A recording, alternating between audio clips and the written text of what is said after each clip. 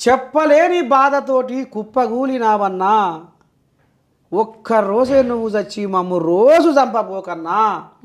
ఈ పాట గుంటూరు జిల్లాలో వేమూరు మండలంలో చెంచయ్య అనే మనిషి బతికిండు. ఓకే. ఈ 2 పాటలు వాడినా. నా పుట్టు పూర్వోత్తము, ఏ ఊళ్ళో పుట్టినా, ఏడికెళ్ళి వచ్చినా, ఏం పని చేసినా ఇదంతా చెప్పుకొచ్చి ఈ 2 పాటలు వాడినా. వాళ్ళకు నచ్చకపోతే నచ్చలేదు అనాలి. అవును. కానీ ఏం చెప్పలే. నువ్వు బిగ్ బాస్ హౌస్లో ఒదుగుతావో లేదో అని కొంచెం డౌట్ఫుల్గా ఉంది. నువ్వు మీట్ అవుతావో లేదో. ఏం చూసిర్రు నాది మీరు, నా ప్రతిభ మీరు ఏం చూసిర్రు? ఒక పాట 2 ముచ్చట్లు వాడినా, ఆ పాటతో ఒక ప్రాణం బతికిందన్న తెలుగు భాష పాట వాడినా.